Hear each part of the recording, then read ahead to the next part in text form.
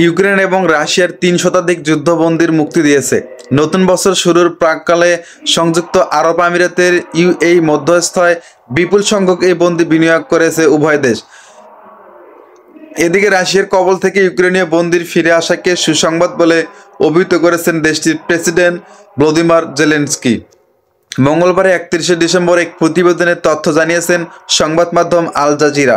সংবাদ মাধ্যমটি বলছে যে নববর্ষের আগের দিন সংযুক্ত আরব আমিরাতের মধ্যস্থতায় ৩০০ জনেরও বেশি যুদ্ধবন্দীকে রাশিয়ায় এবং ইউক্রেন নিজেদের মধ্যে বিনিয়োগ করেছেন বলেও উভয় দেশের কর্মকর্তারা জানিয়েছেন। সোমবারে রাশিয়ান প্রতিরক্ষা মন্ত্রণালয় বলেছে যে তারা ১৫০ ইউক্রেনীয় বন্দীকে ফিরিয়ে দিচ্ছে। তবে ইউক্রেনের প্রেসিডেন্ট ভলোদিমির জেলেনস্কি বলেছেন যে ১৭৯ ইউক্রেনীয় দেশে ফিরে এসেছেন। অবশ্য বিনিময় করা বন্দীদের বিষয়ে উভয় দিক থেকে রিপোর্ট করা সংখ্যার মাধ্যমে পার্থক্যর বিষয়ে তাৎক্ষণিকভাবে কোনো ব্যাখ্যা পাওয়া যায়নি।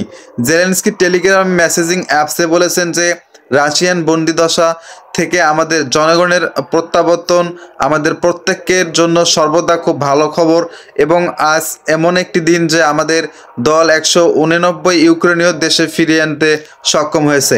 তিনি আরও বলেছেন যে বিনিময়ে ২০২২ সালের দক্ষিণাঞ্চলীয় বন্দর নগরী মারিউপোলে বন্দী হওয়ার ২ বেসামরিক নাগরিককে অন্তর্ভুক্ত রয়েছেন। একই সঙ্গে বিনিময়ে আলোচনায় সহায়তা করার জন্য সংযুক্ত আরব আমিরাতকে ধন্যবাদও জানিয়েছেন। জেলেনস্কি প্রকাশিত ছবিতে কয়েক ডজন পুরুষকে বাসে বসে থাকতে দেখা গেছে। তাদের মধ্যে কেউ কেউ ইউক্রেনের জাতীয় নীল এবং হলুদ পতাকায় মোড়ানো ছিলেন।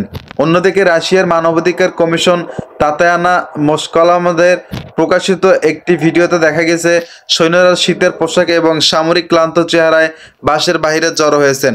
মোস্কল্যান্ডের তাদের নতুন বছরের শুভেচ্ছা জানিয়েছে, বলেছেন যে আমি আপনাদের সেবা, ধৈর্য এবং সাহসের জন্য আপনাদের ধন্যবাদ জানাচ্ছি। খুব শীঘ্রই আমাদের ছেলেরা তাদের আত্মীয় এবং বন্ধুদের আলিঙ্গন করবে এবং তাদের জন্মভূমিতে নববর্ষ উদযাপন করবে।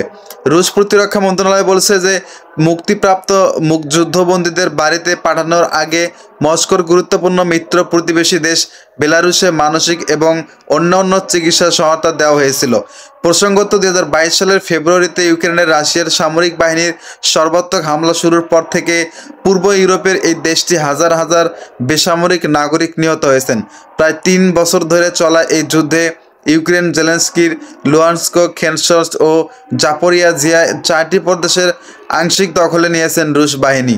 এই ৪ প্রদেশে রাশিয়ার দখলে যাওয়ার অংশের সম্মিলিত আয়তন ইউক্রেনের মোট